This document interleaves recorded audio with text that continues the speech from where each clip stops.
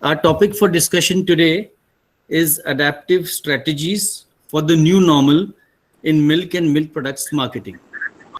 The case in point today is about Surat. Sumul Dairy is performing very well.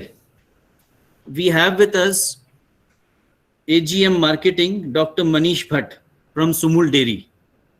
Now I would request Dr. Manish Bhatt to take forward this session. Thank you, Mr. Harshendra. Due to lockdown, sales was drastically reduced by 25% against procurement. That is the all over India data.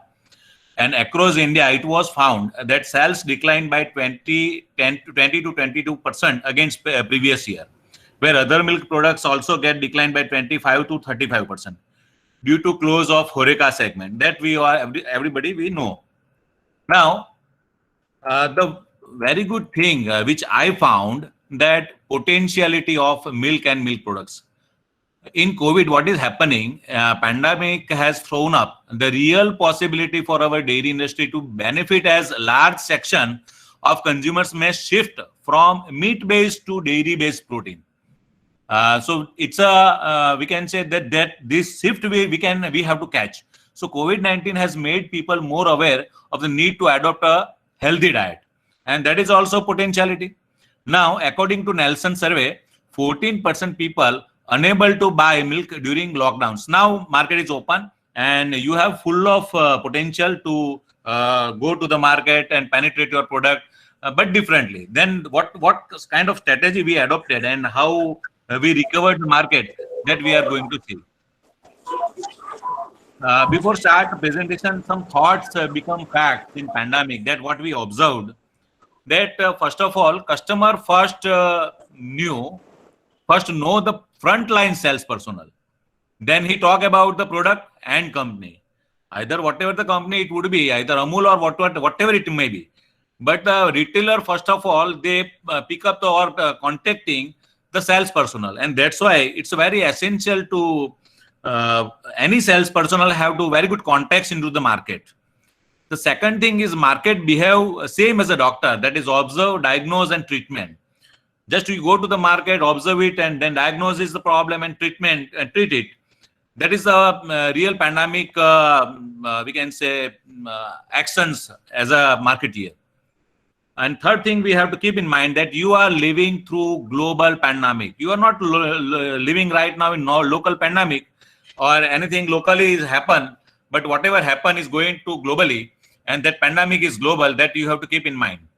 कि pandemic जब शुरू हुआ तो उससे पहले क्या क्या हमें देखना था कि कस्टमर ने या B2B मार्केटिंग में लोगों ने पहले सेल्समैन को पकड़ा है, क्योंकि जो भी दिक्कत आ रही थी, जो भी कंपनी से उनको हेल्प चाहिए थी, तो कंपनी का ब्रांड कुछ भी हो, लेकिन सेल्समैन का विजिबिलिटी, सेल्समैन का अप्रोच वो मार्केट में होना बहुत जरूरी लगा. That is our observation. दूसरा ऑब्जर्वेशन हमको ये लगा कि बाजार में अगर हम जाते हैं तो जैसे डॉक्टर ऑब्जर्व करके मतलब डायग्नोस करता है, ट्रीट करता है, वैसे ही मार्केटिंग में रहा कि इन ऑल जोन्स, सब हमारे 9 जोन्स हमने डिवाइड किए हैं. हर जोन में हमने अलग अलग कुछ ना कुछ देखा. हर जोन में हमने अलग से ऑब्जर्व किया, अलग से डायग्नोस किया, अलग से ट्रीट किया. दूसरा अपने को जो ध्यान में रखना है, मतलब जो what we have to keep in mind, that is living through global pandemic. हम अभी ऐसे पैंडेमिक में हैं कि पूरा पैंडेमिक ग्लोबल में है, तो ये मगज में दिमाग में रखना है अपने को कि हम क्या करने वाले हैं. And third last important thing is people are on survival mode. Survival mode में कस्टमर का परसेप्शन क्या होता है, उसकी साइकोलॉजी क्या होती है, ये हमें ध्यान में रखनी थी और इस हिसाब से पूरी स्ट्रेटेजी बनाई गई. Now just think during Corona, what is happened? What you can control and what you can control. ये हमने दो पार्ट में ये दोनों एक्टिविटी को बांट दिया. You can control your mood, moral, your reactions, your decisions. So make all good ones. क्योंकि बहुत सारा नेगेटिव फैक्टर सराउंडिंग हमें चल रहा था, तो हमने हमारे एम्प्लॉयज को, हमारे डिस्ट्रीब्यूटर्स को, हमारे रिटेलर्स को, हमारे ट्रांसपोर्टर्स को, हमारे जो भी एसोसिएट लोग जो थे जो सुमुल में कैंपस में आते थे, इनका मोरल कैसे बूस्ट हो, उनका मूड कैसे ठीक हो रहे, उस हिसाब से एक डिपार्टमेंट लेवल पे जो डिपार्टमेंटल हेड है उसका एक बहुत अच्छा रोल निभाना आया था. That was the leadership quality. और लीडरशिप उन्हें दिखानी थी कि कैसे ये लीडरशिप क्वालिटी दिखा के लोगों को एक बोलते हैं ना कि एक हिम्मत दे सकते हैं, एक मोरल बूस्ट कर सकते हैं। ऐसा ना हो कि वही खुद मोरल लेस हो और वो कोई खुद डर के भाग जाए। तो सेकंड थिंग, टॉप मैनेजमेंट का सपोर्ट बहुत अच्छा था, जिसकी वजह से पूरा जो पैंडेमिक में जो सपोर्ट मिलना चाहिए वो हमें मिल रहा था, और उसका एक ट्रेनिंग, स्पॉन्टेनियस ट्रेनिंग हो रहा था। हमारे हाथ में क्या नहीं था? न्यूज नहीं था, वायरस नहीं था, स्कूल बंद हो चुके थे, गवर्नमेंट के रिएक्शन, मून सन टाइड, ये हमारे हाथ में नहीं है। लेकिन जो सबसे इंपॉर्टेंट थिंग थी, that is there is temptation to quickly react, stay informed and make smart decision based on only data. आपके पास अभी जो भी डेटा आ रहे हैं, क्योंकि सूरत में से 30 लाख पॉपुलेशन माइग्रेट करके यूपी, उड़ीसा वगैरह चले गए थे, and all the our industrial belt was shut down. 30 lakh population goes down, 50 lakhs में से 25 to 27 lakh पीपल्स सूरत में थे जिसको हमें पहुंचाने का था। हमने ये नहीं सोचा कि अगर इतना सारा पॉपुलेशन कम हो गया है तो इससे मतलब जो मोरल डाउन हो रहा था, तो हमने मोरल डाउन नहीं किया। हमने सोचा जो भी लोग हैं उसको बेस से बेस कैसे सर्व करें, and we committed to data not on others. तो पहले तो अपने को अभी अगले 2-3 साल तक भी यही करना पड़ेगा कि हमें हर चीज के, अभी तक हमारे यहाँ MIS में बहुत सारे वेरिएबल्स हमने लेके रखे थे, लेकिन हमें अभी वेरिएबल्स में ये पैंडेमिक को लेना पड़ेगा। We adopt 3 basic mantras. First is availability of our sales personnel, products, employee, vehicle, retailer, consumer, communication, media. ये चीज को हमने 24/7 लोगों के लिए अवेलेबल बनाया, availability, and still we are available for the customers, we are available to the markets. आपकी availability में अगर थोड़ा भी कमी होता है, उसमें डाउन टाइम अगर क्रिएट होता है, तो definitely it hinder to the marketing. Second thing, तो परफॉर्मेंस, जो हमारा बिफोर पैंडेमिक जो भी परफॉर्मेंस हुआ करता था, वो परफॉर्मेंस बहुत इंपॉर्टेंट चीज है। प्रोडक्ट, पर्सन, व्हीकल, रिटेलर, और हमारा जो मशीनें थी वो रेटेड कैपेसिटी से चले, रेटेड कैपेसिटी से ट्रांसपोर्ट, उनके ट्रांसपोर्टेशन करे, क्योंकि क्वारंटाइन जोन में पहुंचना तो उसके लिए आधा घंटा जल्दी निकलना पड़ता है, क्योंकि वहां परमिशन लो, अंदर जाओ, अंदर जहां पे एग्जैक्ट डिलीवरी करना है वहां डिलीवरी करे। तो ये सब देखना था। और थर्ड पैरामीटर था क्वालिटी। और क्वालिटी में जो सबसे बढ़िया एकदम इंपॉर्टेंट चीज हमको जो ये लगी कि minor defect in your product, वो अलार्मिंग करती थी। अगर माइनर डिफेक्ट है प्रोडक्ट क्वालिटी में, तो कंज्यूमर वो टॉलरेट नहीं करेगा। तो ये बहुत इंपॉर्टेंट चीज थी, और इसीलिए कभी कभी हमारे मिल्क इंडस्ट्री में लीकी पाउच या क्रैट गंदा होने, ये छोटे छोटी जो समस्या है, जो हम रोज के डे टू डे ऑपरेशन में शायद हम थोड़ा बहुत इग्नोर कर लेते हैं कहीं, वो पैंडेमिक में नहीं चलता है। We have to very focus and conscious about the quality. ये हमको लगा कि क्वालिटी में कोई हम थोड़ा भी हम कर नहीं सकते हैं। द थर्ड थिंग इज तो think fast and think smart. ये हमारा एक स्ट्रेटेजी हुआ, बेसिक स्ट्रेटेजी जो हमने जो डेवलप की इसमें। So it is gap between what is and what should be. तो एडॉप्शन में हमने रीथिंक ऑफ एग्जिस्टिंग सेगमेंट। हम हर रोज जो प्रोडक्ट हर सेगमेंट में बेचते थे, उससे हमने हटके सोचा कि सेगमेंट हमारे कौन से नए आ सकते हैं, और हमने हर प्रोडक्ट के लिए नया सेगमेंट ढूंढा। जैसे अभी होरेका बंद हुआ है, तो पीपल डोमेस्टिक में कौन कौन से प्रोडक्ट इस्तेमाल करेंगे। अगर डोमेस्टिक में वो प्रोडक्ट इस्तेमाल करेंगे तो उसको वहां पहुंचाना कैसे है, इसकी स्ट्रेटेजी बनाई। बैकएंड में try to get new customers in pandemic. हमने ये सोचा कि जो कस्टमर्स अभी नहीं है, जो लोग हमारे कॉम्पिटिटर के कस्टमर थे, तो हमने उसको पकड़ा, क्योंकि ड्यूरिंग दैट पीरियड हमको लगा कि यही चीज अभी राइट टाइम है इनको अपने बाजू खींचने का। हमने प्रॉब्लम सॉल्यूशन पे फोकस किया। We provide the solution to the retailers. बहुत सारे रिटेलर को पैसा बैंक में भरना, कंपनी में पैसा जमा करना, ट्रांसपोर्टिंग, कंज्यूमर को माल कैसे मिलेगा, तो उसके लिए कैसे कम्युनिकेशन किया जाए। तो ये पूरे जो कस्टमर केयर सेल जो है, वो टेलीफोन पे हमने थ्रू आउट चलाया, और अभी भी चला रहे हैं। Social media and communication, we show the enthusiasm on the social media. हमने हर रोज कुछ ना कुछ ऐसा एंथुजियाज्म क्रिएट किया, और हमने ये प्रोपोगेट किया है कि इफ यू आर हैविंग और consuming milk and milk products, you are more immune. तो आपको कितना कंज्यूम करना चाहिए और क्या चीज कंज्यूम करना चाहिए, डाइट में क्या करना चाहिए, वो भी हमने बहुत सारी चीज कम्युनिकेट की। हमने लोगों के माइंडसेट से चेंज किया, perception of reality, determination, and you and your company need to set eyeballs. हमने हमारे जो भी ऑफिसर्स हैं वो लोकल कॉर्पोरेटर्स की हेल्प की वजह लिया, जो भी क्वारंटाइन जोन थे क्वारंटाइन जोन के बाहर तक वो चले गए, डिलीवरी के सिस्टम एडॉप्ट किए, जो भी रिटेल आउटलेट थे वहां पे फोटोग्राफ्स खींच के वो वायरल किए। तो ये सब की वजह से एक मोरल बूस्ट हुआ और हमें लगा कि यही एक राइट टाइम है जहां पे हम बहुत कुछ सारा कर सकते हैं। तो keep in mind, marketing creates new lifestyles. तो हमने अभी और हमें ये सीखना है कि आगे आने वाले दिनों में ये पेंडेमिक चलने वाला है, तो मार्केटिंग ही एक ऐसा प्लेटफॉर्म है जिसमें हम लोगों को नया लाइफ जीने का सिखा सकते हैं। Now adaptive strategies and creation, हमने रैपिडली एंड स्ट्रेटेजिकली एम्ब्रेस, अगर ये न्यू नॉर्मल करना है तो हमने क्या किया कि हमारी वेबसाइट के ऊपर हमारे 3000 रिटेल आउटलेट के नाम हमने रख दिए। जिसको भी रिटेल आउटलेट कहाँ भी ढूंढना था, उनके नजदीक में कौन सा है, तो वो लोग डायरेक्ट हमारी वेबसाइट से ढूंढ सकते थे। And again we did get the word out and be creative. We provide confidence in retailers, staff, transporters, consumers through our communication creativity. हमने सोशल मीडिया में 2 चैनल चलाए, फेसबुक चलाया, इंस्टाग्राम चलाया, हमारी वेबसाइट चलाई, हमारे टेलीफोन कॉल्स चलाए, और जो भी हमारे मिल्क एजेंट है उसके वेब ब्राउजर पे हमने बहुत सारे चीजें मैसेज के थ्रू कम्युनिकेट की, और हमारे फील्ड सेल्स स्टाफ ने बहुत अच्छा काम किया। Now find ways to serve the greater good, उसमें ये स्ट्रेटेजी में हमने ये किया कि start sanitization of trucks, everyday medical checkup of driver loaders. ये एक नया बोलते हैं ना कि एक हम चीज हुआ कि ड्राइवर लोडर का हर रोज मेडिकल चेकअप करने की वजह से उन लोगों में कॉन्फिडेंस बहुत हुआ, उनको लगा कि हमारा केयर किया जा रहा है, और हमने उन लोगों को कोरोना वॉरियर्स बताया, और हमने पूरा एटीट्यूड बिल्डिंग एक किया ये पूरे सेशन में, जो बोलते हैं ना सब कॉन्शियस माइंड को ट्रीट करने जैसा है। हमने किसी को भी एम्प्लॉय नहीं रखा, हमने हर एक को कोरोना वॉरियर्स करके बुलाया है। और इसीलिए अगर हमें हमारी ऑर्गेनाइजेशन में पैसा खींच के लाना है तो एक बहुत अच्छा इक्वेशन हमने डाला कि time and efforts are not is equal to money but our results are money. तो ये चीज हमने डाल दी कि अगर भैया हमारी ऑर्गेनाइजेशन में अगर मनी नहीं आएगा तो ट्रांसपोर्टर को उसका पैसा नहीं मिलेगा, एम्प्लॉय को उसका पैसा नहीं मिलेगा, एंड दैट वर्क्स। तो ये चीज बहुत अच्छी तरह से चली। What adaptive strategies we adopted during lockdown? एक तो ऑर्गेनाइजेशनल स्ट्रेटेजीज थी कि फार्मर्स को कहीं ना नहीं बोलना है, वो जितना भी दूध डालता है हमें लेना है।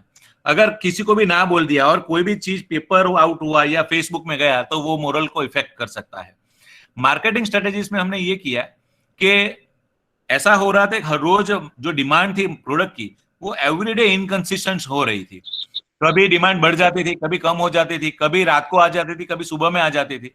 और हमने स्टाफ को, फील्ड स्टाफ को और ट्रांसपोर्टर को बोल के रखा था कि यही होने वाला है। जो एब नॉर्मलिटी है वो हमने पहले से डिक्लेयर कर दी थी कि एब नॉर्मल रहने वाला है और हमें एब नॉर्मल में ही काम करना है। तो इसकी वजह से जनरली क्या होता है कि पीपल का एक, लोगों का एक होता है कि हर रोज जो काम करते हैं उसमें से अगर कुछ भी हटके करना होता है तो लोग रेजिस्ट करते हैं। तो हमने वो रेजिस्टेंस हटा के रखा था। हमने डिस्ट्रीब्यूशन स्ट्रेटेजीज अलग से बनाई, जो हर रोज का हमारा डिस्ट्रीब्यूशन के जो रूट थे उसको हमने हटा दिए, लेकिन हमने फोकस किया not volume oriented but time oriented distribution.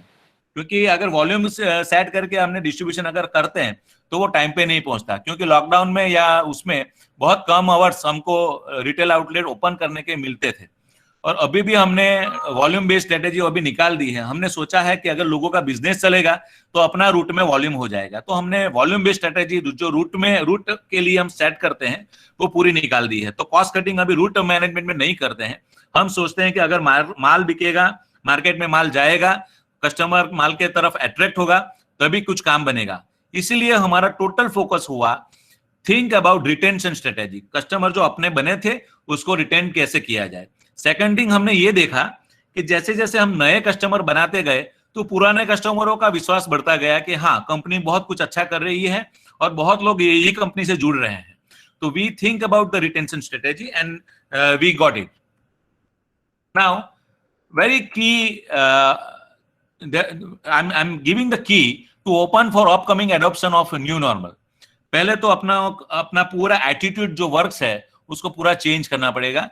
अभी हमारे जो मार्केटिंग के फील्ड के जो लोग हैं, जो फील्ड में जा रहे हैं, they are the corona warriors for the society and family.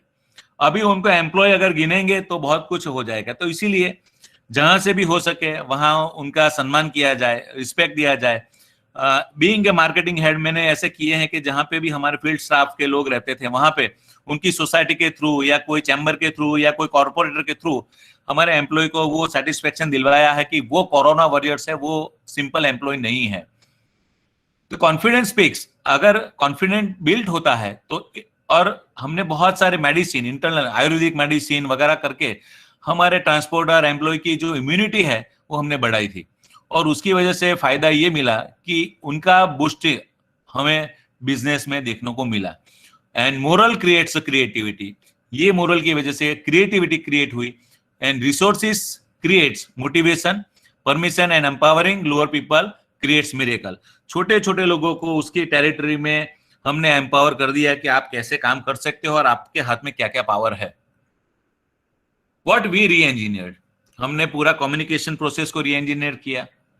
जो लोकेशंस थे हमारे रिटेलर्स के, तो हमने करीबन 40% न्यू रिटेल आउटलेट बन गए ये पैंडेमिक में, क्योंकि बहुत सारे जहां पे हमारे ओरिजिनल रिटेलर आउटलेट थे वहां कुछ ना कुछ दिक्कतें आई और वो बंद हो गए। तो इमीडिएटली जहां से भी इंक्वायरी पुट ऑन हुई, जिसने भी मार्केट में या हमने हमारी प्रोडक्ट में इंटरेस्ट जताया, उन्होंने उसको हमने एजेंसी इमीडिएटली प्रोवाइड कर दिया। जैसे अभी नए वापस पुराने लोग शुरू हो रहे हैं तो उससे भी रास्ता निकालना थोड़ा डिफिकल्ट हो रहा है, लेकिन वो हमें करना पड़ेगा। Communicate about your product differentiation.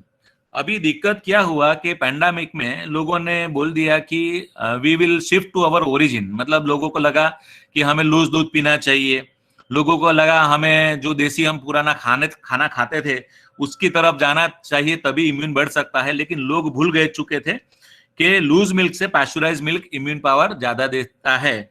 तो प्रोडक्ट नॉलेज के बारे में हमने पूरे फील्ड सेल्स स्टाफ को बहुत अच्छी तरह से समझाया, और हमारा प्रोडक्ट दूसरे दूध से, दूसरे मिल्क से कैसे डिफरेंशिएट होता है वो हमने पूरी तरह से बाकायदा समझाया।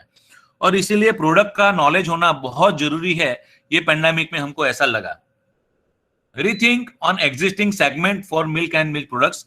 It would be not sell in same segment. हमने सेगमेंट भी चेंज कर दिए, बहुत सारे सेगमेंट अभी चेंज हो चुके हैं। दूध पहले जैसे डोमेस्टिक मार्केट में हुआ करता था, लेकिन डोमेस्टिक मार्केट में हुआ करता था, फिर हमने बहुत सारे सोशल ऑर्गेनाइजेशन को भी पकड़ा, जिसकी वजह से उन लोगों ने भी बहुत सारा डिस्ट्रीब्यूशन में हमें हेल्प किया।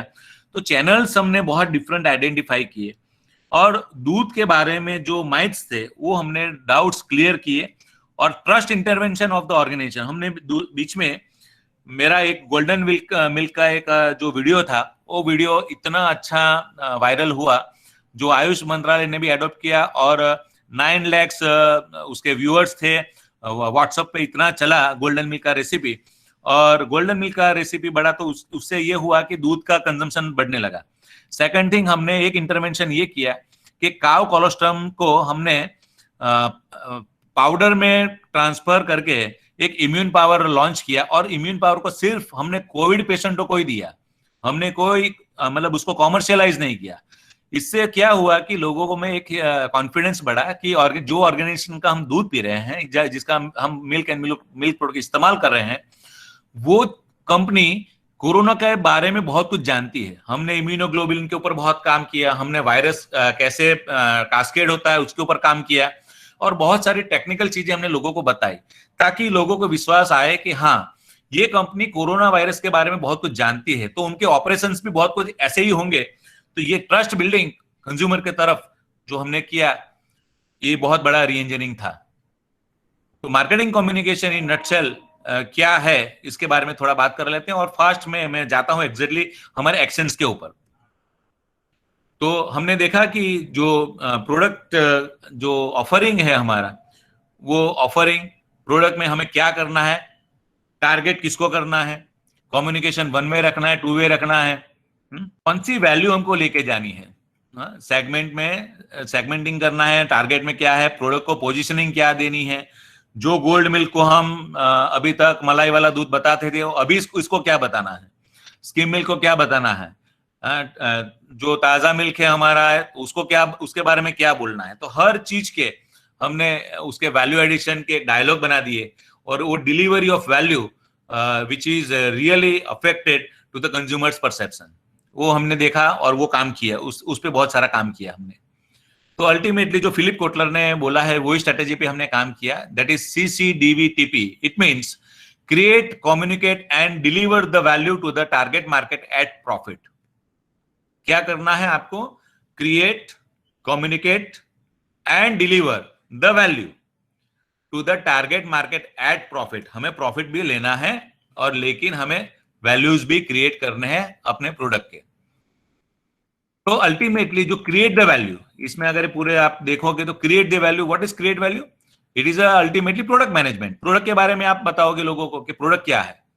Communicate the value, what it is brand management, कि लोगों के दिमाग में आप कैसे घुस रहे हो, लोगों के परसेप्शन में कैसे जा रहे हो, लोगों के जहन में आप कैसे घुस रहे हो, कौन सी मीडिया से जा रहे हो।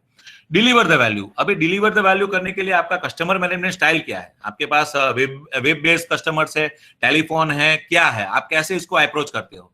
Ultimately, by creating value, you are in the segment of mind share. Ultimately, when you communicate the value, it is heart share and you are emotional bonded with the consumers. ये चीज पे अगर हमने focus करेंगे, और आने वाले दिनों में भी यही पे फोकस करना पड़ेगा, क्योंकि लोग, हमने पहले बताया कि people are on survival mode. तो सर्वाइवल मोड में आदमी बहुत बोलते हैं ना, हेल्पलेसनेस फील करता है, मतलब वो उसको कुछ मदद ढूंढता है हर रोज। वो बेचारा हो चुका है, उसको कैसे मदद करनी है वो हमें ढूंढना है। Choose the value. Now how we can going to choose the value? तो ultimately the role of marketing communication is try try try. बहुत सारा कुछ है, लोग आप जानते हैं सब, you are all the graduates and MBAs and very experience guide, लेकिन एक मार्केटियर को हमेशा ट्राई ट्राई ट्राई, और कोई स्ट्रेटेजी नहीं है इसमें वैल्यू क्रिएट करने के लिए। हर सेगमेंट में, हर एरिया में नई स्ट्रेटेजी आपको बनानी पड़ेगी। Now create the value, so know the client, choose the value, create the value. अभी इसमें ऑपरेशंस में क्या करेंगे, मैन्युफैक्चरिंग में लेबर के साथ क्या करेंगे, कस्टमर सर्विस में क्या करेंगे, मार्केटिंग में क्या करेंगे, और कम्युनिकेशन में क्या करेंगे, ये हमने पूरा इसका एक्शन प्लान बनाया है, पूरा एक्शन प्लान बनाया है। और मैं कल सब लोगों को बता चुका हूं कि जो हमने एक्टिविटी की है वो मैं एलोबरेट नहीं करूंगा, बिकॉज इट इज बोलते हैं ना, वो डिस्क्लोज नहीं करनी चाहिए कोई भी डिस्क्लोज, मतलब एक मार्केटिंग वाले बंदे को। The role of marketing communication is validate that the value is real and is a part of every day. तो कंसिस्टेंट ये आपको करना है। Communicate the value, methodological, plan, simple, comprehensive, impacting, memorable. तो कम्युनिकेट द वैल्यू। ब्रांड के बारे में देखते हैं, लोगों ने अभी ब्रांड को कैसे समझा ये पैंडेमिक में।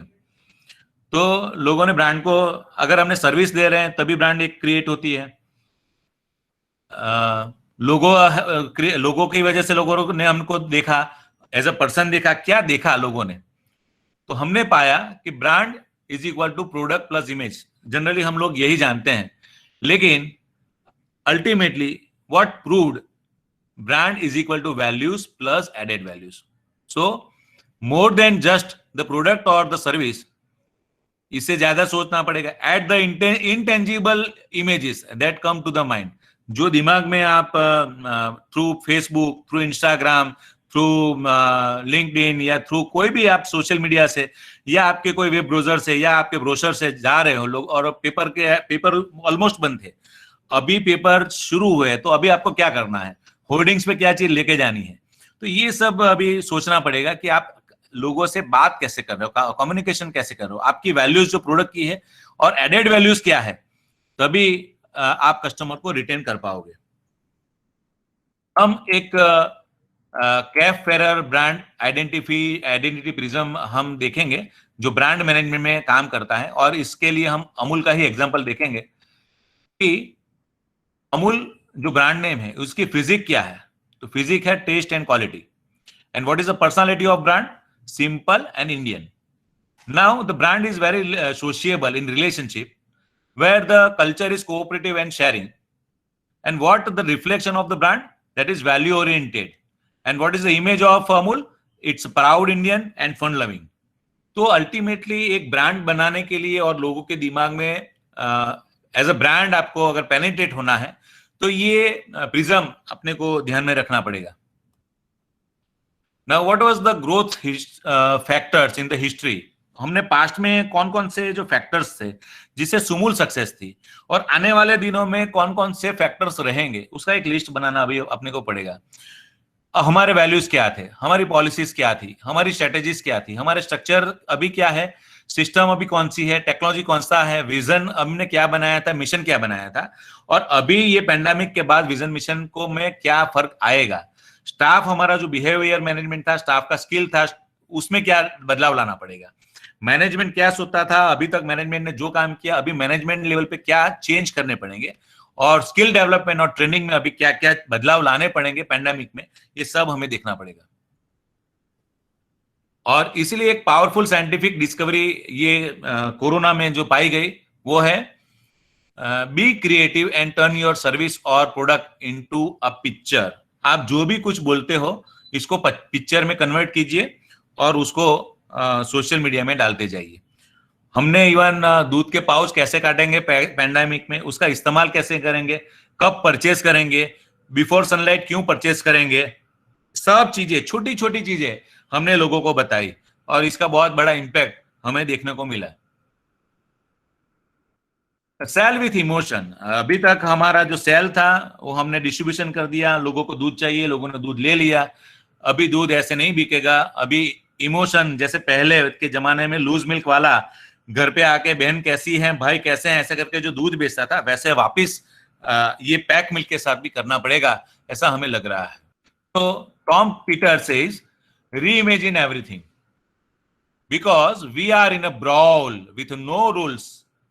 हाँ, अभी कुछ भी हो सकता है, जिसने कभी भी दूध का धंधा नहीं किया है वो आपका कॉम्पिटिटर बन सकता है। मार्क ट्वेन ने तो वहां तक कह दिया कि एक ओलंपिक में एक जो बंदा है जो गोल्ड मेडल आया है, उसको सिल्वर मेडल वाला या ब्रॉन्ज मेडल वाले से डरने की जरूरत नहीं है। लेकिन कोई ऐसा बोलता है कि मैंने कभी तलवार पकड़ा ही नहीं, मैं आज पहली बार पकड़ रहा हूं, तो जरूर इससे आपको डरना चाहिए, क्योंकि उसने कभी तलवार हाथ में नहीं लिया और वो गोल्ड मेडल से फाइट करने जा रहा है। तो डेफिनेटली वहां कुछ भी एबनॉर्मल हो सकता है, और इसीलिए ये बहुत फिट बैठता है कि we are in a brawl with no rules. कोई रूल्स नहीं लगेगा, किसी को भी लगेगा कि मैं डायमंड में हूं, मुझे कल को एक नया डेयरी खोलना है, वो आ सकता है। किसी को भी बड़े कॉर्पोरेट को ये डेयरी में आना है, आ सकता है। तो हम ऐसे इरा में अभी आ चुके हैं, वहां पे फाइट ही फाइट है। तो उसमें से आपको अनकॉन्टेस्टेड जोन में कैसे जाना है, ये भी एक स्ट्रेटेजी बनानी पड़ेगी। तो सबसे बड़ा जो चीज अभी उभर के आया है, जो according to Steve Case, there will be a more confusion in the business world in the next decade than any decade in history, and the current pace of change will only accelerate. अभी जो भी हम कर रहे हैं वो fast में करना पड़ेगा, जल्दी से करना पड़ेगा, विजन भी जल्दी देखना पड़ेगा। हमारे कॉम्पिटिटर आए उससे पहले हमको वैल्यूज हमारे डेवलप करने पड़ेंगे, वैल्यू एडिशन करना पड़ेगा, ये सब हमें जल्दी जल्दी करना पड़ेगा, और यही स्ट्रेटेजिक पोस्चर है। कैच व्हाट इज बैरली बिगिनिंग, जो अभी स्टार्ट हुआ है ना, इसको अपॉर्चुनिटी गिनो, तभी नया स्ट्रेटेजी बन सकता है। So old rules going on, we still continue to practice. तो हमें जिन लोगों ने भी ये पुराना पकड़ के रखा है उसको वो छोड़ना पड़ेगा, उनको कुछ नया एडॉप्ट करना पड़ेगा। कॉन्सेप्ट ऑफ लर्न्ड हेल्पलेसनेस, बेचारा बनना है और बेचारे को कैसे मदद करना है, और उसमें अपना प्रोडक्ट को पोजीशन कैसे करना है, सेट कैसे करना है, यही एक स्ट्रेटेजी हो सकती है। तो एक केस स्टडी छोटा सा है, उसमें हम बजाते हैं कि बहुत पुराना केस स्टडी है जो पेंडेमिक के पहले का है, लेकिन ये है टेलीफोन इंडस्ट्री का एक एग्जांपल है, जो ऑरेंज, बीपीएल और एयरटेल कंपनी बॉम्बे में जब चालू किए थे उनका धंधा 1996 में, तब ऑरेंज का पहला दिन का जो सेल था पर डे का 2000 उनके जो मोबाइल मतलब कनेक्शन थे वो बिके थे, बीपीएल के 2100 कनेक्शन बिके थे। एयरटेल अभी लॉन्च नहीं हुआ था। मई में क्या हुआ कि वापस 2000 से ऑरेंज 2200 पे पहुंचा, बीपीएल 2100 से 2200 पे पहुंचा। अभी एयरटेल का मैनेजर स्टडी कर रहा है कि बाजार में ऑरेंज और बीपीएल है जिनके करीबन 4000 जो मतलब सेलफोन कनेक्शन है वो एवरीडे बिक रहा है। अगर मुझे एंट्री लेना है तो मुझे प्लानिंग क्या करना पड़ेगा। तो मई 1998 में ऑरेंज का 2400 हुआ, बीपीएल का 2500 हुआ। 1919 में 3200, अभी एयरटेल अभी तक नहीं आया, वो सोच ही रहा है मैं कैसे करूं, क्या करूं, ये लोग कैसे बढ़ रहे हैं, ट्रेन देख रहा है वो। हाँ, और अभी एयरटेल आया, आप देखोगे कि 5 साल उन्होंने वेट किया, और एयरटेल जब आया तो उसने भी 3000 से स्टार्ट किया। अभी आप ग्रोथ रेट देखोगे कनेक्शन का, तो शायद ऑरेंज और बीपीएल का काट के एयरटेल को मार्केट मिलना चाहिए था, लेकिन ऐसा नहीं हुआ। पूरा एयरटेल को नया मार्केट मिला है, और ऑरेंज और बीपीएल का ग्रोथ वहीं का वहीं है। तो इसका मतलब है कि हमेशा मार्केट में जगह होती है, वो ढूंढनी होती है। तो ये एक सीख इससे मिली, लेकिन यहां से स्टार्ट होती है एक नई कहानी। उसके बाद आ रहा है रिलायंस। अभी रिलायंस जब आ रहा है तो रिलायंस कुछ हटके आ रहा है। आप देखोगे, अपने पास टाइम नहीं है इसलिए मैं स्लाइड भी जल्दी जल्दी चला रहा हूं। आप देखोगे कि जब रिलायंस ने एंट्री किया तो पहले दिन से 5 लाख से एंट्री किया। अगर 2003 में रिलायंस का मार्केटिंग हेड ऐसा सोच रहा कि तीनों कंपनी मिला के करीबन 10,000 हैंडसेट भी, मतलब 10,000 कनेक्शन बिक रहे हैं, तो वो उसका शायद ज्यादा बना सकता था, 20 से 25,000 या 3 लाख। लेकिन उन्होंने टारगेट बनाया पहले दिन से 5 लाख। तो इसको बोलते हैं आउट ऑफ बॉक्स थियरी, कर लो दुनिया मुट्ठी में। उन्होंने सेगमेंट अलग किया, उन्होंने टेक्नोलॉजी अलग किया, प्रोडक्ट डिफरेंशिएशन के बारे में सोचा, तभी उन्होंने 5 लाख ये जो कनेक्शन है वो बेच पाए। तो इससे बहुत कुछ लर्निंग हो रहा है, तो हमें भी ऐसा कुछ करना चाहिए, सीखना चाहिए। तो ultimately we are on survival mode. Again, survival के बाद लोगों को स्टेबिलिटी चाहिए। स्टेबिलिटी के बाद कुछ भी परिणाम रख से सिग्निफिकेंस होना चाहिए, सक्सेस। तो survival, stability, success and significance, ये 4 मंत्रा कोरोना के दौरान मार्केटिंग में रहने वाले हैं। और इसको एक एग्जांपल से हम समझते हैं कि इसको क्या कैसे समझा जाए। तो हम इसको एक मासिव एक्शन थियरी के थ्रू हम समझेंगे। और ये एग्जांपल है, मान लो कि आप साउथ इंडिया में जा रहे हो और आपको कोई खेत के नजदीक से आप गुजर रहे हो और आपको कॉफी बीन्स मिलते हैं, और वो coffee beans 100 rupees per KG मिल रहे हैं आपको। इसकी अभी कोई अहमियत नहीं है, आपने कॉफी बीन्स लिए, घर पे आए, ग्राइंड किए और आपने उसको इस्तेमाल किया। लेकिन वही कॉफी पाउडर जब पैक्ड होता है, वैल्यू एडिशन हुआ, पैक्ड होके, ग्राइंड होके पैक हुआ, क्लैरिफाई हुआ, तो it becomes 600 rupees per KG, उसका एक वैल्यू एडिशन हो गया। दूसरा हुआ कि कॉफी जो रेस्टोरेंट में हम पीते हैं तो 25 रुपीज का एक कप पीते हैं जिसमें पिंच ऑफ कॉफी लगती है। अगर इसको किलो में कन्वर्ट किया जाए तो might be it would be 6,000 rupees per KG. अगर वही कॉफी हम बारिस्ता में अगर पिएंगे तो 180 रुपया से वो स्टार्ट होता है और करीबन 300 रुपीज पर कप मिलेगा। अगर इसको हम रुपीज में, केजी में कन्वर्ट करेंगे तो might be it would be 20,000 rupees per KG. और अगर आप इसको कॉफी, यही कॉफी को ताज में पिएंगे तो 900 रुपीज पर कप आपको शायद चार्ज हो सकता है। तो इसका मतलब ये हुआ कि ये कॉफी अभी 10,000 रुपये किलो हो गई, या मतलब 20,000 रुपये किलो हो गई, जो भी आप अगर कैलकुलेट करोगे। इसका मतलब ये हुआ कि हर स्टेज में कुछ ना कुछ वैल्यू एडिशन हुआ है। क्या हुआ है वो देखते हैं। We pay more for a unique product than for a commodity. हमने कॉमोडिटी से ज्यादा प्रोडक्ट अगर बनता है तो उसका ज्यादा पे किया। We pay more for exceptional service than unique product. एक प्रोडक्ट के बारे में उसका अगर कुछ थोड़ा सा एहसास अलग से मिलता है तो हम ज्यादा पे करते हैं।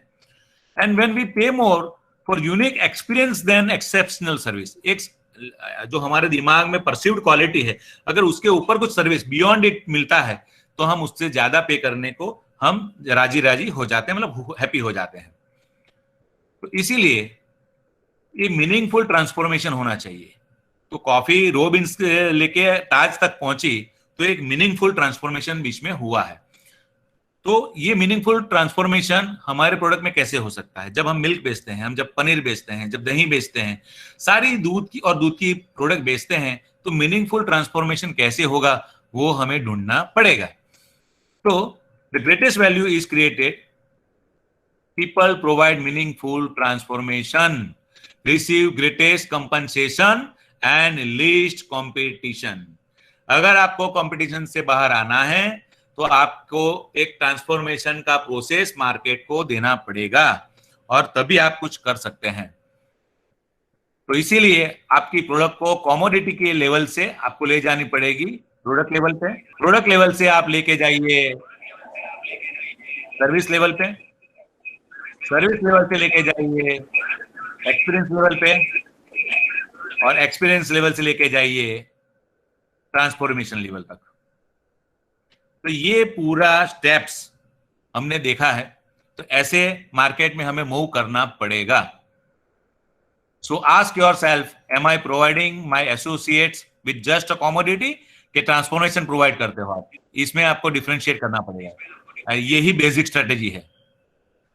इसीलिए मैंने दो किस्म की स्ट्रेटेजी लगाई है, एक रेड ओशन स्ट्रेटेजी और एक ब्लू ओशन स्ट्रेटेजी है, जो किताब भी आ चुकी है ब्लू ओशन स्ट्रेटेजी, और हमने डेफिनेटली इसको इस्तेमाल अभी किया है कि how to get rid of competition, where हमारा मार्केट शेयर अभी भी 85% है सूरत में, even though we are thinking that how we can get rid of competition. तो stop selling and start educating, this is the prime mantras. Red ocean में क्या है? रेड ओशन में है मार्केट, रेड ओशन में है पास्ट, आपका past है, आपका प्रेजेंट है और आपका फ्यूचर है।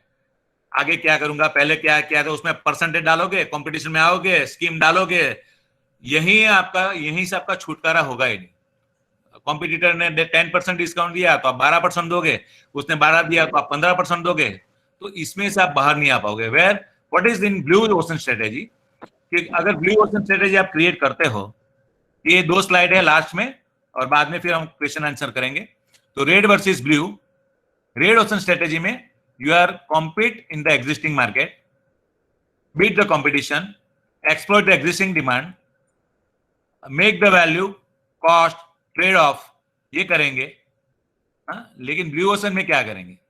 ब्लू ओशन में आप करेंगे क्रिएट अनकॉन्टेस्टेड न्यू मार्केट। इसके लिए मैं आपको वापस याद दिलाना चाहूंगा, मैंने आगे ही बोला आपको नया सेगमेंट ढूंढना पड़ेगा, आपको प्रोडक्ट डिफरेंशिएशन स्ट्रेटेजी देखनी पड़ेगी कि आपकी प्रोडक्ट ऐसा नहीं है कि गोल्ड मिल्क है तो वो चाय बनाने में या रबड़ी बनाने में ही इस्तेमाल होगा, वो कहां पे इस्तेमाल हो सकता है वो ढूंढना पड़ेगा। पनीर का और क्या इस्तेमाल हो सकता है, दही का और क्या इस्तेमाल हो सकता है, ये सब देखना पड़ेगा। इसके लिए अनकॉन्टेस्टेड सेगमेंट कौन से है जहां पे अभी तक किसी ने कवर नहीं किया है। मेक कंपटीशन इरिलेवेंट, आपको कंपटीशन को इरिलेवेंट बनाना है ताकि आप ही जी पाओ। Create and capture new demand, जो मतलब हिडन चीज है वो आपको देखनी पड़ेगी, उसको कैसे निकालना है लोगों के जहन से, वो भी एक आर्ट है, मार्केटिंग वालों का काम है। And break the value, cost, trade off, तो ये जो पुराना चीज चल रहा था उससे बाहर आना है हमको। तो मेरा प्रेजेंटेशन और भी लंबा है, लेकिन मैं समझता हूं कि इसको अभी यहाँ मैं सीमित करूं, और मैं चाहता हूं कि आपके जो भी क्वेश्चन आंसर है उसका मैं रिप्लाई करूं, और मुझे आपके फीडबैक्स भी चाहिए कि आपको ये प्रेजेंटेशन कैसा लगा, क्योंकि कोरोना में कोई भी यूट्यूब पे अगर आप प्रेजेंटेशन देखोगे तो वो प्रेजेंटेशन इतना लंबा और इतना बोलते हैं ना कि सभी का मोस्ट ऑफ सिमिलर लगता है। मैंने कुछ हटके जो प्रैक्टिकली जो फील किया मैंने वो बनाया है, तो इसमें आपको कहीं भी ऐसा नहीं लगेगा कि मैंने कहीं से कॉपी पेस्ट किया है। ये everything what we observe in the market उस हिसाब से किया है। आपके क्वेश्चन आंसर वेलकम मैं करता हूं। Thank you doctor Bhatt for that wonderful and insightful session. ठीक है सर, एक क्वेश्चन है कि what strategy to adopt for placing new product in market, उससे लगता है दूसरा क्वेश्चन है, हैव यू लॉन्च्ड हल्दी दूध ड्यूरिंग कोरोना? हमने नहीं, अमूल फेडरेशन ने लॉन्च किया था, लेकिन हम सुमूल ब्रांड से जो सूरत में मार्केटिंग करते हैं, तो हमने एक गोल्डन मिल्क का रेसिपी दिया और आयुष मंत्रालय ने भी उसको फिर लास्ट में एडॉप्ट किया था। हमने क्या किया था कि गोल्डन मिल्क बनाने की रेसिपी डाली थी। गोल्डन मिल्क की रेसिपी ऐसी थी कि हल्दी का जो करक्यूमिन है, करक्यूमिन को बाहर निकालने के लिए ब्लैक पेपर चाहिए, और करक्यूमिन फैट सॉल्युबल है। तो हमने बताया कि आप थोड़ा सा घी लो, घी में पहले ब्लैक पेपर डालो और फिर हल्दी डालो तो हल्दी में से करक्यूमिन घी में आ गया, फिर उसमें मिल्क डालो। ये सही गोल्डन मिल्क बनाने का तरीका हुआ। तो इससे फायदा ये हुआ कि हमारा घी भी बिका और दूध भी बिका और लोगों को फायदा भी हुआ। तो डेफिनेटली आपको ऐसी रेसिपियां ढूंढनी पड़ेगी कि लोगों को सही में वो काम में आए। एक और क्वेश्चन है सर, हाँ जी। How to overcome customer perceptions from one brand to another brand? वो आप मेरे ब्रांड से कहीं और लेके जाओगे भाई। कंज्यूमर परसेप्शन ऐसा है कि परसेप्शन बिल्ड करने के लिए बहुत सारी एक्टिविटी ऐसी है जो सबकॉन्शियस माइंड को हैंडलिंग करती है। और मैं आपको एक एक्सरसाइज अभी करवाऊंगा, ऑनलाइन एक्सरसाइज है, जो परसेप्शन आपका जहन में है, आपके जो हाथ है वो आप ऐसे रेज कीजिए, ये ऑल आपके रेज कीजिए, और आपके हाथ इमीडिएटली आप आपके चिन पे लेके जाइए, चिन पे लेके जाइए। तो चीक एंड चिन, चीक चिन। आप सोचो कि मैंने जो बोला वो आपने नहीं किया, लेकिन मैंने जो किया वो आपने किया। तो इसका मतलब कि what we observe we are implemented. 85% लोग जो है वो जो देखते हैं ना वो करते हैं, वो सुनते हैं वो कभी नहीं करते हैं। और इसलिए मैंने स्ट्रेटेजी में बताया कि अभी हम जो भी बोल रहे हैं इसको पिक्चर फॉर्म में डालना पड़ेगा। वो मेरी स्ट्रेटेजी का प्रेजेंटेशन में आया था, आपने आप लोगों ने अगर ध्यान से सुना होता तो उसमें मैंने बताया कि जो भी आप बोलते हैं ना वो पिक्चर फॉर्म में आएगा। पिक्चर फॉर्म में आएगा तो सबकॉन्शियस माइंड में जाएगा, और सबकॉन्शियस माइंड में जाने के लिए आपको हर एरिया का एक मैपिंग करना पड़ेगा कि ये सेगमेंट वाले के लोगों के दिमाग में है क्या। तो उस हिसाब से मैपिंग करके पिक्चरल फॉर्म में लेके जाना पड़ेगा। पिक्चर ही सबकॉन्शियस माइंड को बोलते हैं ना, स्टिमुलेट करता है। सुनील सिन्हा जी पूछना चाहते हैं कि did Sumul offer any scheme during pandemic in case of their is loss of market? मैंने उल्टा किया है, हमने पेंडेमिक में एडवांस में पैसा लिया है। इसीलिए कि पेंडेमिक में ऐसा हो रहा था कि लोग कहीं भी जा रहे थे, और हमारा खुद का कॉन्फिडेंस बहुत जरूरी है। अगर मान लो कि मैंने आज सुबह में मेरा सेल्स ओपनिंग स्टार्ट किया और मेरे को आउटस्टैंडिंग अगर ज्यादा दिख रहा है तो मैं माल ही नहीं बेच पाऊंगा, मेरा मोरल बूस्ट रहेगा ही नहीं। तो इसीलिए हमने लोगों को बताया कि दूध आपकी हेल्थ के लिए है, पीना है, तो आपको कुछ नहीं करना है, आपको खाली 4 दिन का पैसा एडवांस में डालना है। वैसे नहीं डाला लोगों ने एक दिन का डाला, लेकिन मैंने 4 दिन का बोला तो 1 दिन का डाला। तो इसीलिए पैसा पहले लेना है, कभी पैसा बाद में नहीं लेना है। पैसा बाद में लेने से धंधा कभी बढ़ता नहीं है, पैसा एडवांस में लेने से ही धंधा बढ़ता है। That is our practical experience. Outstanding रखोगे, क्रेडिट दोगे तो अल्टीमेटली वो पैसा लेके भाग जाते। ऐसे 2 इंसिडेंट हुए जो हमारे डायरेक्टर्स ने या किसी ने सजेस्ट किया, रेकमेंड किया कि ये बेचारा उसका कोरोना में दिक्कत आ गया है, ये हफ्ते के बाद पैसा दे देगा, उसका अभी चालू रखो। और हफ्ते के बाद सिचुएशन ये हुआ, वो पैसे लाने के लिए समर्थ रहा नहीं और अभी पैसा बाकी है उसका, तो वो सिचुएशन में आप धंधा नहीं कर पाओगे। इससे अच्छा पैसा एडवांस में लो और नए कस्टमर इमीडिएट ढूंढो। हमने हमारे 3000 एग्जिस्टिंग रिटेलर को छोड़ के करीबन 300 मोर रिटेलर्स पैंडेमिक में नए बनाए। तो इसका मतलब ये हुआ कि हमने 10% ऑफ टोटल रिटेल पॉपुलेशन हमने बढ़ाया पैंडेमिक में। और इसीलिए एक स्ट्रेटेजी का पार्ट मैंने रखा था, think fast act fast. Immediately करना पड़ेगा तभी कर पाएंगे। और इसके लिए आपको आपके जो सबऑर्डिनेट उसको सिखाना पड़ेगा कि भाग, पैंडेमिक में लोग नहीं भाग रहे, तेरे को भागना है, भागने से हेल्थ अच्छी रहती है, यही सिखाना पड़ेगा। सर लास्ट क्वेश्चन, एक इंपॉर्टेंट क्वेश्चन आ रहा था, how can we make consumers feel comfortable with home delivery of milk and milk products during such difficult times? अभी क्या है कि across the country most of the milk unions in most of the cities they were into home delivery of milk and milk products. Everyone is scratching his head कि ये कैसे हम delivery कर सके, होम डिलीवरी। इसके बारे में आप थोड़ा बताइए। इसके बारे में आपको पहले सोशल मीडिया में या कोई आपके जो पेपर इंसर्ट्स है उसके थ्रू जाना पड़ेगा। और उसमें जैसे हमने एक फेसबुक पे कैंपेन रन किया था कि सुमूल का पाउच आपके हाथ में जब आता है तो कौन कौन से प्रोसेस से गुजर के आता है, पहले तो वो दिखाना पड़ेगा। दूसरा, आपको ये समझाना पड़ेगा, आपको loose milk versus pack milk पे जाना पड़ेगा वापिस। बहुत सारे लोग अभी ऐसे समझने लगे हैं कि मैंने जैसे काऊ के अडर से मिल्क निकाला और वही मुझे पीना है तभी मैं हेल्दी रहूंगा। तो उसको समझाना है कि अभी नया ब्रूसेलो आ गया है, और ऐसे अगर अनपैस्चराइज्ड मिल्क पिया तो अभी now you can get victim of brucellosis. तो ये बोलते हैं ना कि भय बिना न होए प्रीत, थोड़ा भय तो दिखाना पड़ेगा कि अगर तूने लूज मिल्क पिया तो definitely you are going to ill. तो इससे अच्छा है कि आपको पैस्चराइज मिल्क पीना है। अभी पैस्चराइज मिल्क में हम लोग जो करते हैं वो हमको लोगों को बताना पड़ेगा। लोगों को क्या बताना पड़ेगा कि जैसे काऊ और बफेलो का मिल्किंग होता है तो पूंछ तो हिलाती रहती है, बहुत सारी टर्बिडिटी मिल्क में आती है। तो what we are doing at our plant, we clarified the milk first. 1 litre से 5 ग्राम कचरा निकलता है जो स्लज होता है, उस स्लज में क्या होता है दिखाना पड़ेगा लोगों को, स्लज दिखाना पड़ेगा कि स्लज होता है। अगर आपके घर में धोती जैसे एकदम फिल्टर से भी निकालोगे ना तो घर पे आप नहीं कर पाओगे, वो हम ही कर पाते हैं डेयरी में, जो आप नहीं कर पाते हो। बाद में हमने पैस्चराइज किया तो लोग अभी पैस्चराइजेशन भूल चुके हैं। तो लोगों को समझाना पड़ेगा कि लुई पास्चर नामक साइंटिस्ट था, उन्होंने बताया कि 74 to 78 डिग्री पे गर्म होगा, 16 सेकंड में 84 डिग्री टेम्परेचर पे ठंडा होगा। तो होगा क्या दूध के साथ? पैथोजेंस मरेंगे, लेकिन यूजफुल बैक्टीरिया जो काम के है वो रहेगा। ये समझाना पड़ेगा, ये प्रोडक्ट नॉलेज देना पड़ेगा, तभी ट्रस्ट बिल्डअप होता है। इसलिए मैंने ट्रस्ट बिल्डिंग का इंटरवेंशन डाला है।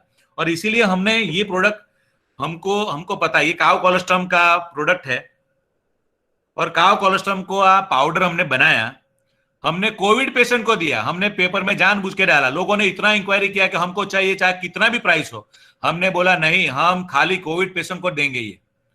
ये बोलने के लिए था, हमको भी पता था बहुत कॉस्टली अफेयर है ये, और इतना कॉस्टली अफेयर करने जाएंगे तो हम पहुंच नहीं पाएंगे। लेकिन it was the marketing intervention के हमने 2-3 लाख रुपया खर्च किया और पूरा प्रोपेगेट ऐसे किया कि ये कोविड पेशेंट के लिए। और हमने सच में न्यू सिविल हॉस्पिटल में जितने कोविड पेशेंट हैं उनके हाथ में ही दिया। तो जो लोग भी कोविड का ट्रीटमेंट करा के घर पे आए, उन्होंने सबको बताया कि सुमुल ब्रांड का ये इम्यून पावर बहुत अच्छा था, हमको जल्दी रिकवरी लाने में हेल्प करता था। और उसकी वजह से ट्रस्ट बिल्डिंग हुआ। ये ट्रस्ट बिल्डिंग ही आपको काम में आता है। And it was a marketing intervention. अभी तक एचआर में इंटरवेंशन होते थे, OD intervention, organisation OD intervention करता है ना, वो एचआर में आता है। तो ये जो चीज है ये मार्केटिंग इंटरवेंशन हो गया।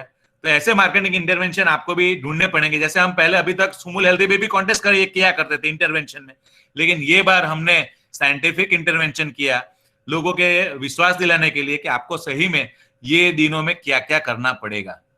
Thank you. नमस्ते। नमस्ते। Thanks to all of you.